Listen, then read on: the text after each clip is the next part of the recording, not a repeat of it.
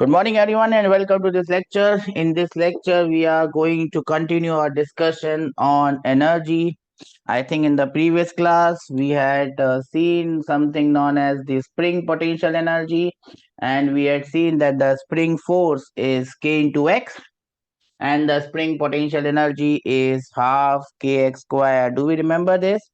These are very important points that we are discussing here because this question on springs is everywhere and anywhere possible for coming because they are very fond of questions on springs, and we are expecting that one or two questions may land up from this particular topic. So you must be very attentive about the spring questions, and I will try to cover as many type of questions as are possible here in this. This is the next question, and these are the type of question that we expect in the exam. So this is first question for today's class. Two springs are having spring constant 1500 Newton per meter and 3000 Newton per meter are stretched by the same force. What is the ratio of their potential energies? I'll give you 2 minutes to do this.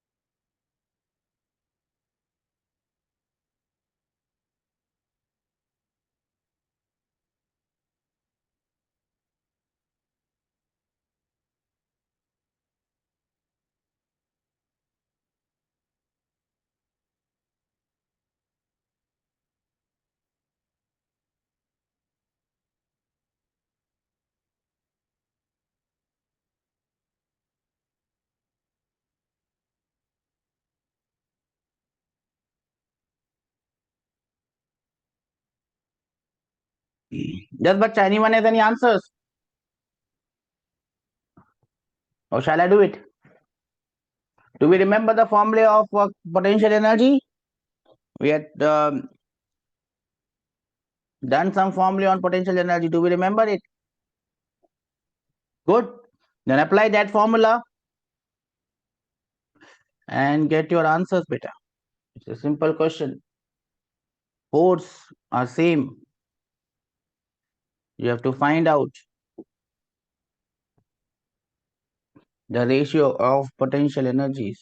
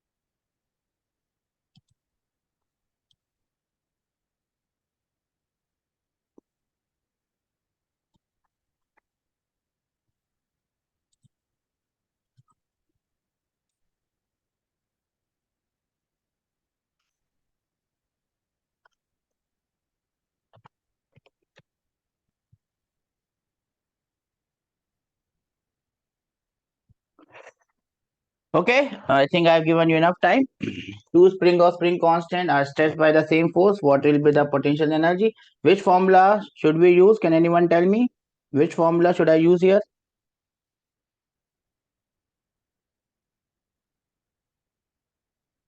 Which formula should I use here?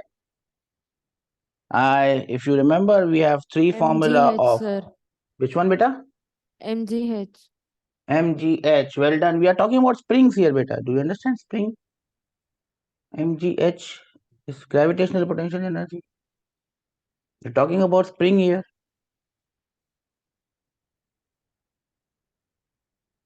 Have you read the question correctly, beta? Half kx square. But X is not given here. They are stretched by the same force. Do you remember three formulae that we had done in the previous class? Can anyone tell me those three formulae for potential energy of a spring that we had done?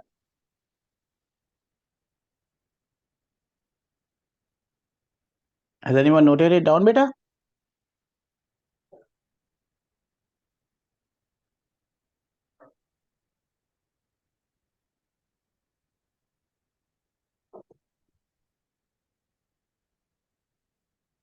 Half kx square. Half kx square is the first one. Okay. Second one, Half fx. half fx. Third one, F square by 2k. which formula should I use here? Which one should I use here? F square by 2k. That's correct. So I can use U1 will be force is same, F square by 2k1. Force is same. U2 will be F square by 2k2. Now you can divide. Now you can divide. Now you can divide. What will be the ratio of U1 and U2? What will be U1 by U2? 2k1 by 2k2. U1 by U2.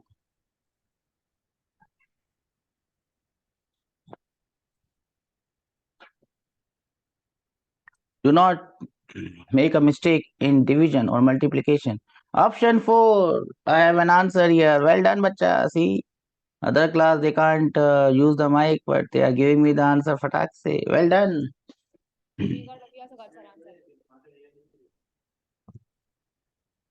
U1 by U2 will be equal to K2 by K1.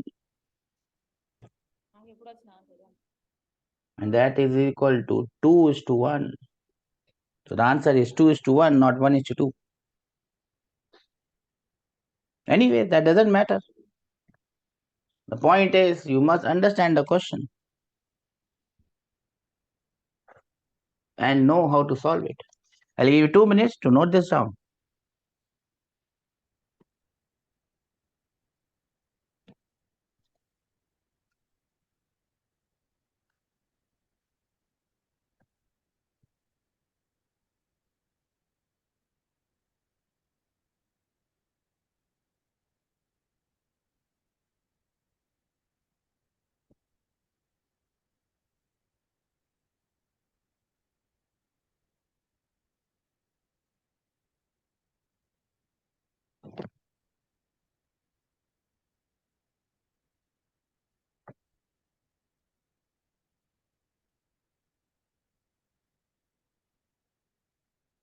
Have you written it?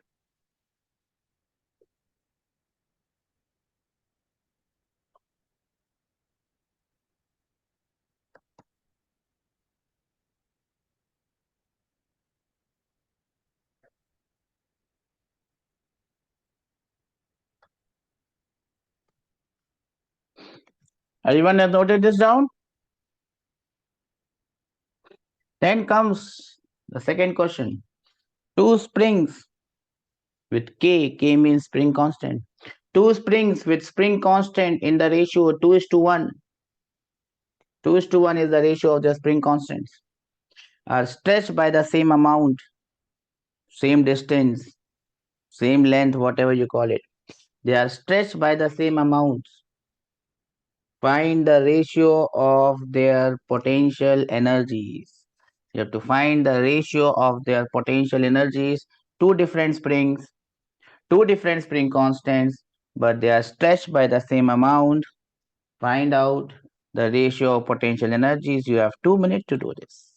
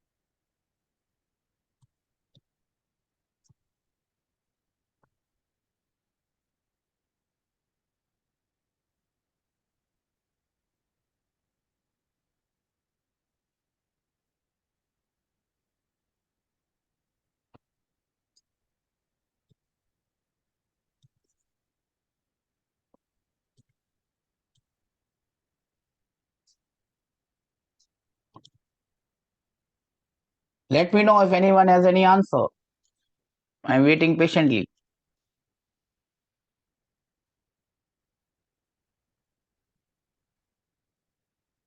4:1. I've got an answer. 4:1. Okay, let us see. Well done.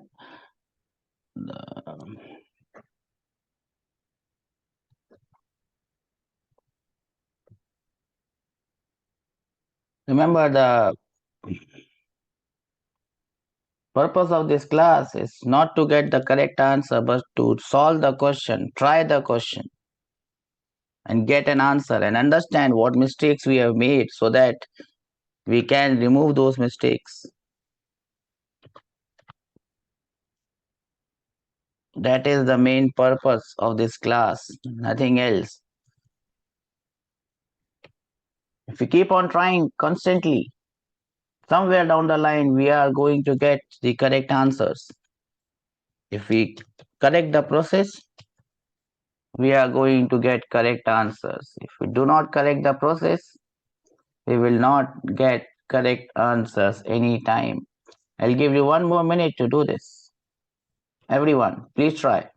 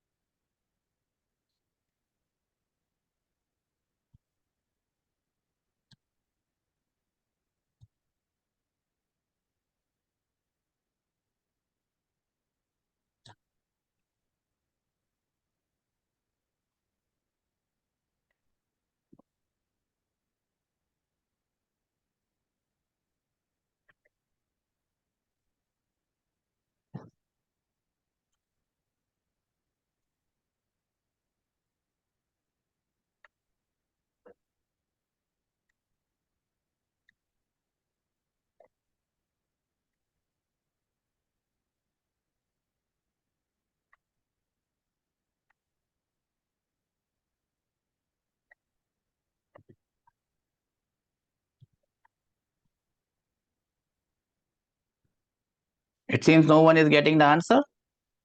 Let me help you out. Which formula should I use here?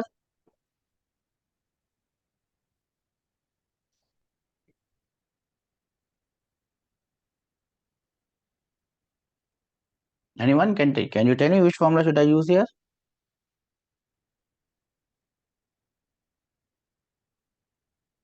No one knows?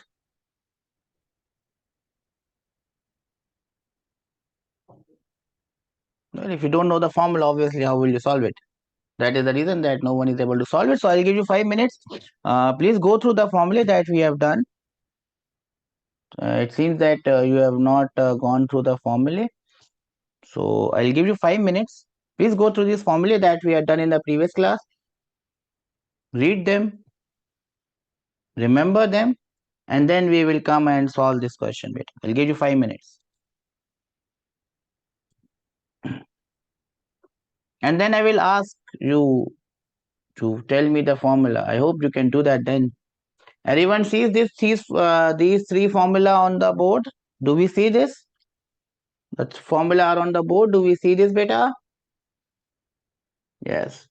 Please learn them. Please learn them. I request, my sincere request. Please learn them. Please learn them. And give you 5 minutes to learn.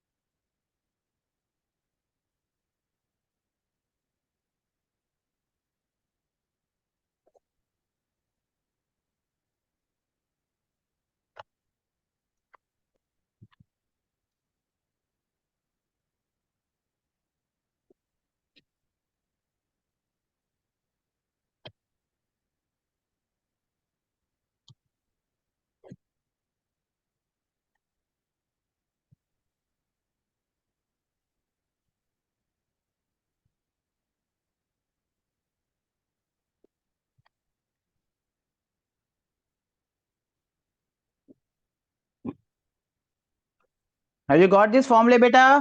Everyone? Okay, now can you anyone tell me which formula we are going to use in this problem? K is given. They are stretched by the same amount is given. Which formula should I use here?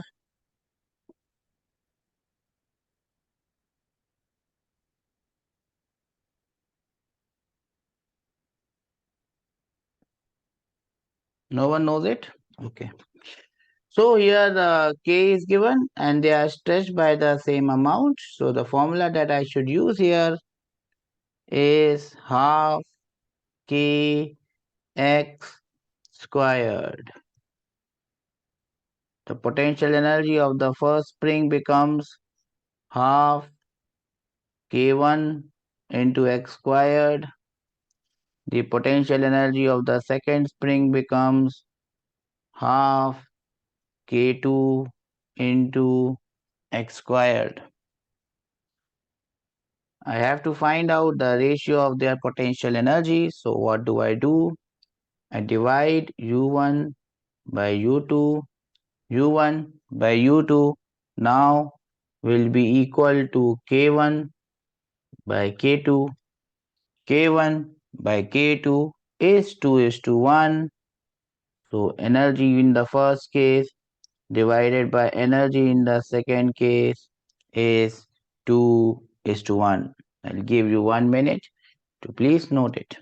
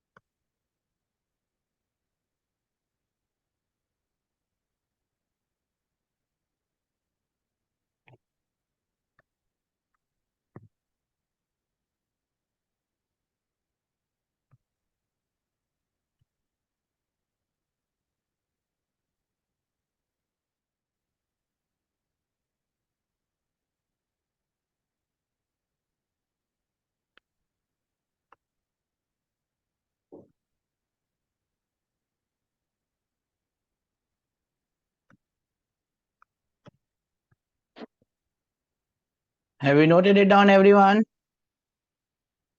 Great. Then comes this question, my dear friends. A spring, a single spring, same spring, is stretched by two forces. One force is F and the other force is 2F by the same amount. So the spring is stretched by two forces. One is F, another is 2F by the same amount. You have to find out the ratio of potential energy in both the cases. What is the ratio of potential energy? In first case, it is stretched by a force F. In second case, it is stretched by a force 2F. Can you now tell me the ratio of energies in the two cases? I will give you 2 minutes to solve this.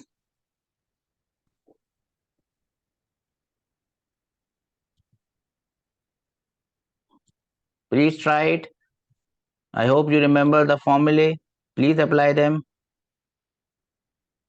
I would be very happy if you can get the answer for this one.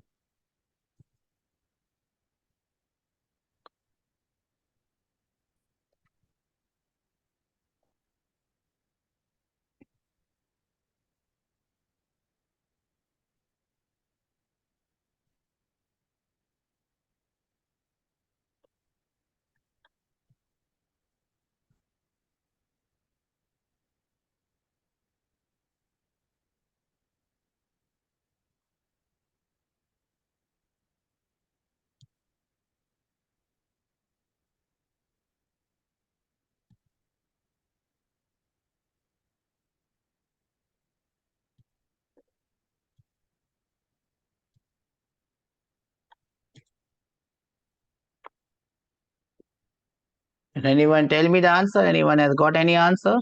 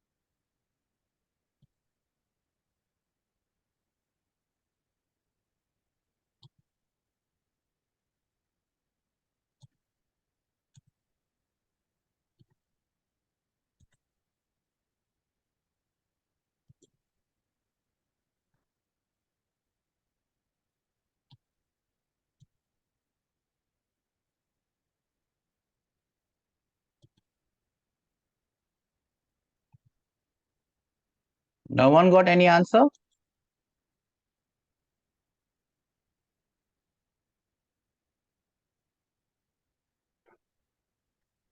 Please say.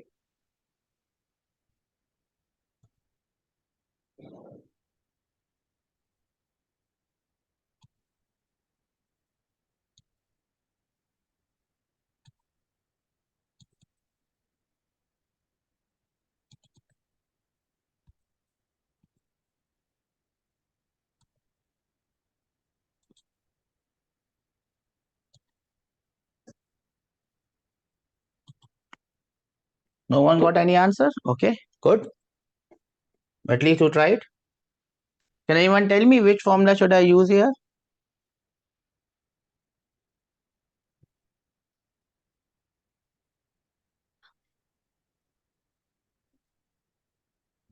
F square by 2k.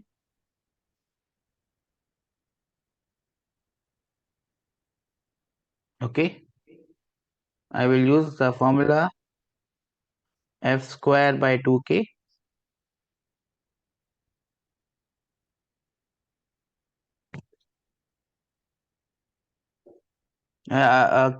Can you read the question, beta? What does the question say? What are the two things that are coming in the question?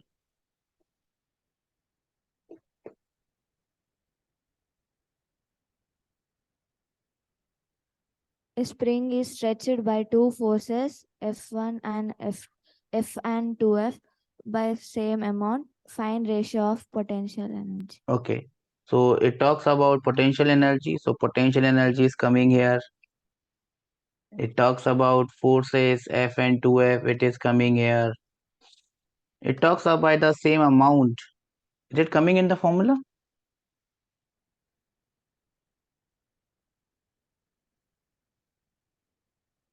Is it coming in the formula?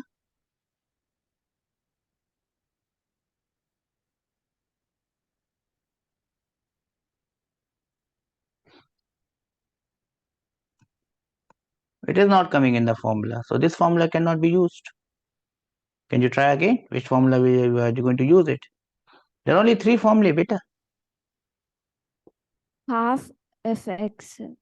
Half fx. That's it. Half fx should be the formula that should be used here. Is it so difficult for you to understand, beta? We have to look at force, displacement. Okay, what three things are coming? Is it so difficult for you to understand? Have you understood it now? Okay, good. So x is same. So in first case, I can call the energy as half F1 into x. In second case, I can call the energy as half F2 into x because x is same. U1 by U2, you can divide it, and that will be equal to F1 by F2 on division. F1 by F2 is 1 by 2. So the ratio of U1 by U2 is 1 by 2, and that is the answer that we are looking at.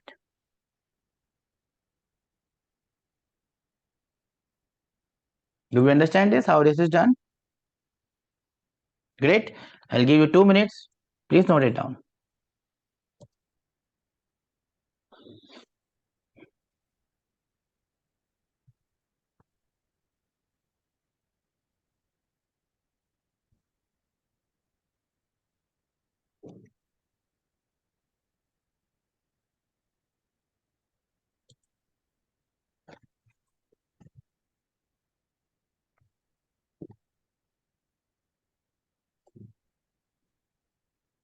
Let me know once you are done, bacha.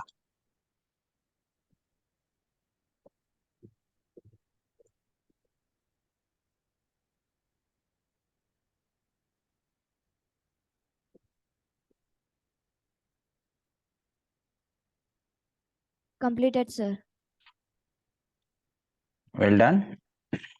Okay, that takes us to the next heading, and the next heading that we are going to write is law of conservation of energy.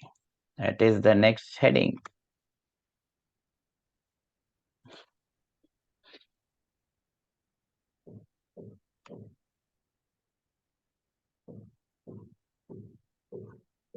Law of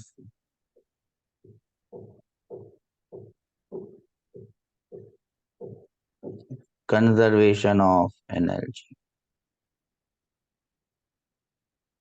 Anyone has heard about this law? Anyone knows what is this law of conservation of energy?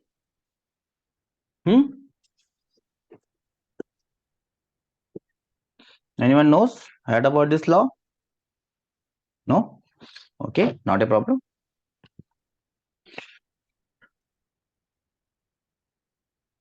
Energy cannot be created nor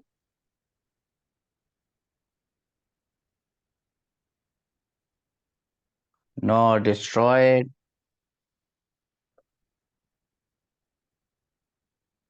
It is only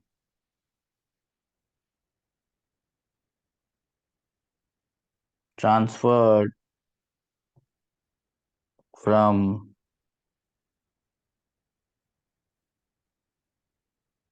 one form to other. Energy cannot be created, nor it can be destroyed. It is only transformed from one form to other. This law is always valid in the universe. It is always valid whenever there is some process happening. Energy is getting created, energy is getting destroyed. Remember, energy never gets created, energy never gets destroyed. Once energy is formed, it was formed when Big Bang happened. That energy is just getting converted from one form to other. This is known as law of conservation of energy. Now, in this chapter, we have come across a form of energy which we call as mechanical energy. Mechanical energy. The mechanical energy of a body is the sum of its potential energy and kinetic energy. The mechanical energy of a body, you can write it as ME. Mechanical energy, ME, is the sum of its kinetic energy plus its potential energy. This sum is known as the mechanical energy. We have used this term before also, and I hope you remember this. Do you remember this? I'll give you 2 minutes to note it down. Please note it down.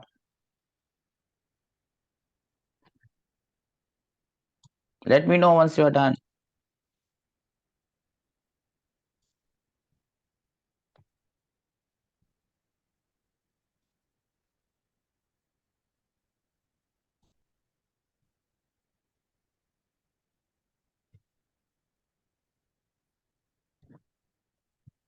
Mechanical energy is the sum of potential. We have heard the term potential, and kinetic.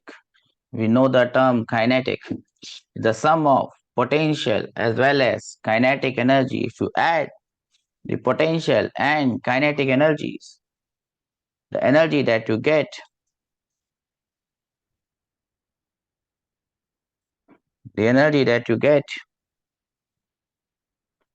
is known as your mechanical energy. Has everyone noted it down?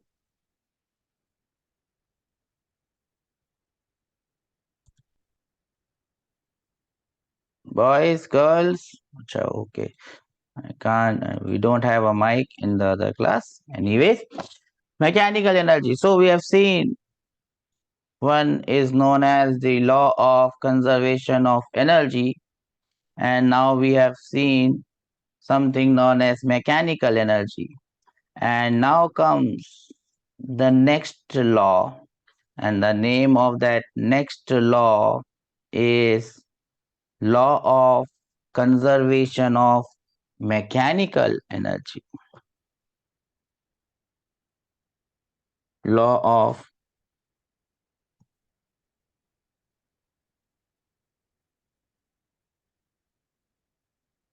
conservation of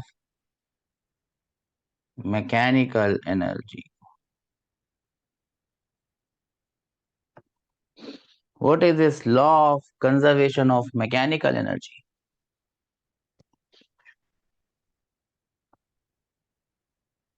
If only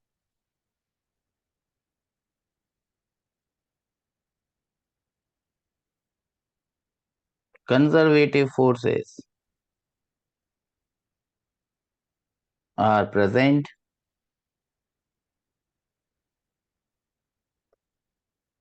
if only conservative forces are present, remember this law is only valid when only conservative forces are present. If only conservative forces are present, mechanical energy of the body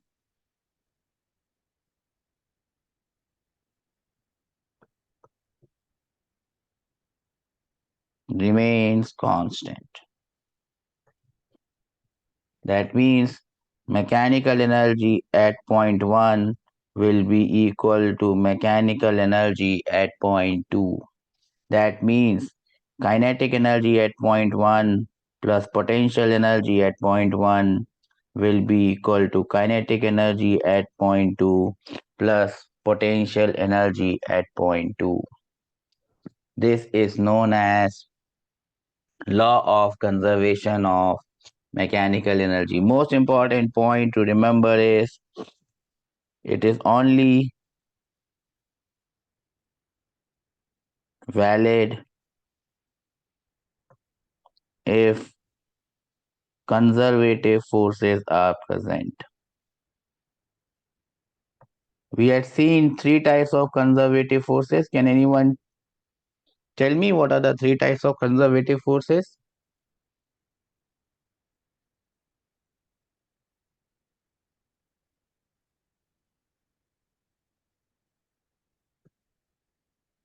Anyone remembers them?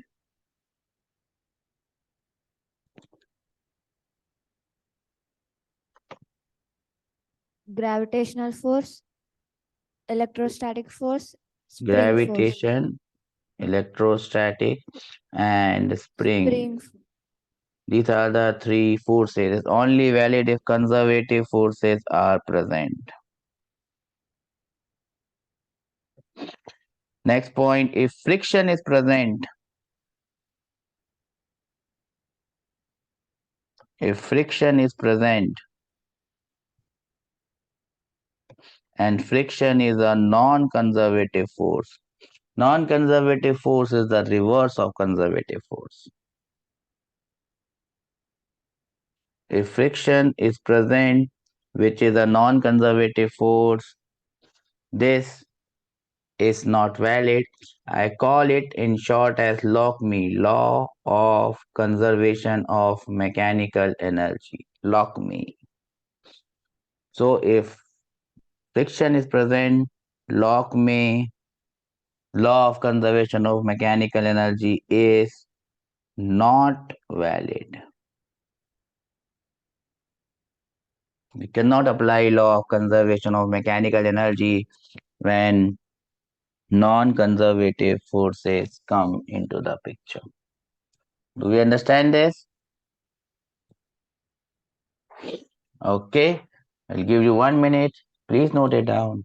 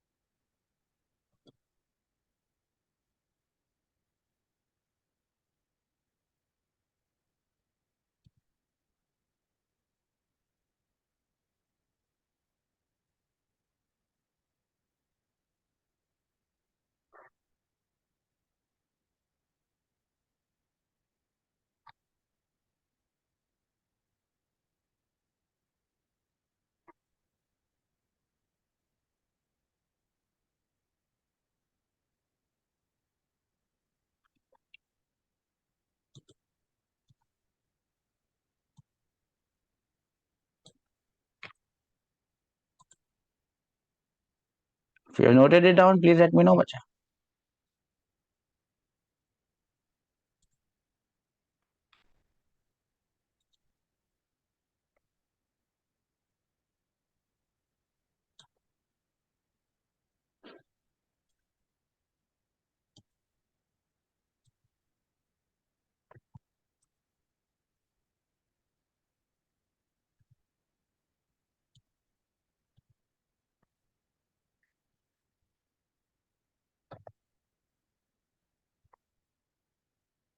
I think we have noted it down. Let me move ahead. Now, how are you going to apply this law of conservation of mechanical energy? Well, let us see it with an example. Let us solve a question based on this. Now we have done this question before. Now we are going to do this question again. You have a body of mass m kept at a height h from ground, and at this point it is at rest. What will happen if I drop it? If I drop it, it will fall down. And before hitting the ground, it will have some velocity v. We have to find out this velocity v. Now we have done this question previously as well. Do we remember? We have done this question, I think, 2 times before. Do we remember how we have done this? We have done this question in motion under gravity, where we use v square is equal to u square plus 2as. Do we remember it? Then I think in the last class also, or the last to last class also, we have done this question using something. Can anyone remember? Does anyone remember that? We have done this question 2 days before. MGH. Yes, we had done it by something known as the work energy theorem. Work done by all forces should be equal to change in kinetic energy. We remember this? Now we are going to do the same question by the third way. And we can do this by this third way because if you see here, the only force which is present here is gravity, and gravity is a conservative force. Yes or no? So now I can do the same problem using LOCME, Law of Conservation of Mechanical Energy. I call this point A and I call this point as B. So now I can apply LOCME. You understand the meaning of LOCME? Law of Conservation of Mechanical Energy from the initial point A to the final point B. And now I can write kinetic energy at point 1 plus potential energy at point 1 should be equal to kinetic energy at point 2 plus potential energy at point 2. Now, what is the kinetic energy at point 1? It is 0 because the body is at rest. Yes or no? Do we understand this? Now, to find out the potential energy at point B, what do? We have to take some point whose potential energy can be taken as 0. Let us take ground ka potential energy as 0. I hope you remember how to find out the potential energy. We have to take the potential energy of some point as 0. Do we remember this? Okay. So now, if the ground ka potential energy is taken as 0, what will be the potential energy of the point A? What will be the potential energy? What will be the potential energy of this point? Potential energy of ground is taken as 0. What will be the potential energy of this object?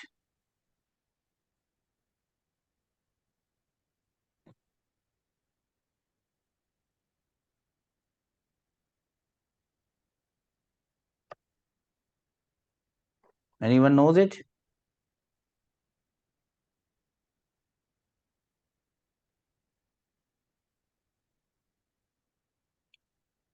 If the potential energy of the ground is 0, what is the potential energy of this object? Anyone knows it?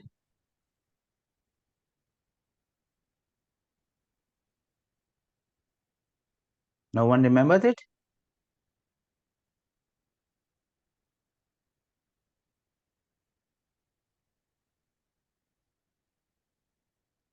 Plus MGH. Plus mgh. So ground is 0. Above height h, it is plus mgh. So plus, oh, wrong color. Plus mgh. That should be equal to, what is the kinetic energy at point A? At point B, I have taken the velocity as v. So the kinetic energy becomes half mv square plus, what is the potential energy at point B? We have already taken the potential energy of the ground point as 0. So potential energy becomes 0. From here also, I can find out the value of this velocity with which it strikes the ground, the value of this velocity with which it strikes the ground, will be equal to under root of 2GH. The same question now done with law of conservation of mechanical energy. Do we understand this, how this is done? Okay, please note this down. I'll give you one more question to bring your confidence up in this law of conservation of mechanical energy.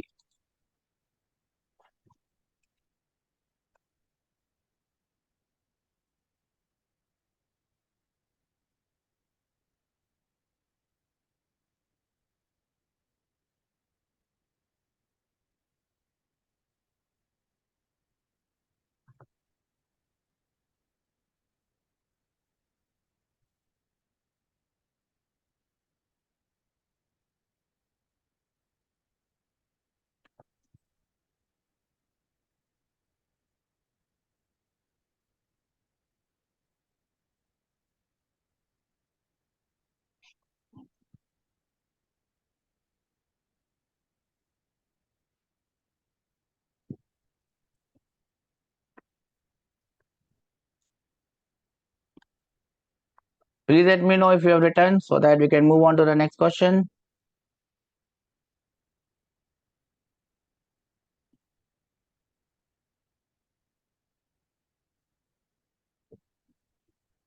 Done, sir. Okay. So here is the next question, my dear friends.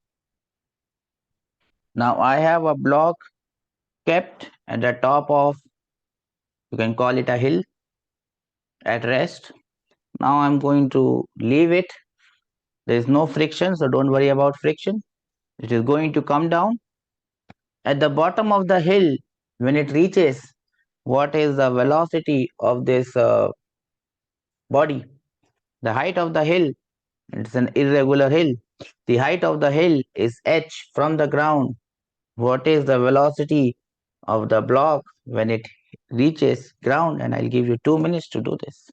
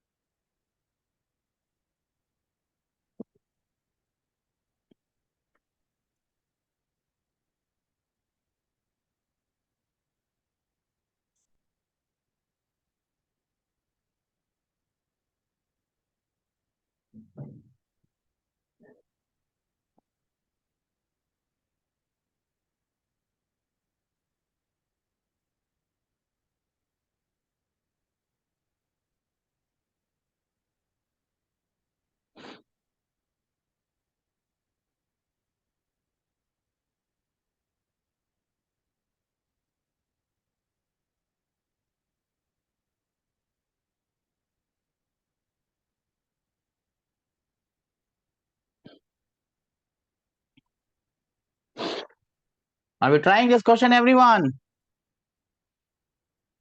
Anyone got any answer? Okay, so I'll give this question as homework. Try this question. We will solve more question on this LOCME, Law of Conservation of Mechanical Energy. And we will see how we can use this theorem to our advantage. Remember, this law can only be applied when non-conservative forces are not present.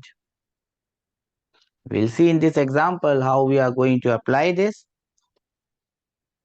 I again request, please go through this chapter once again. If there is any doubt, ask me. This is a very important chapter and we are expecting at least one question or maybe even two questions coming from this chapter, which is going to be very, very simple.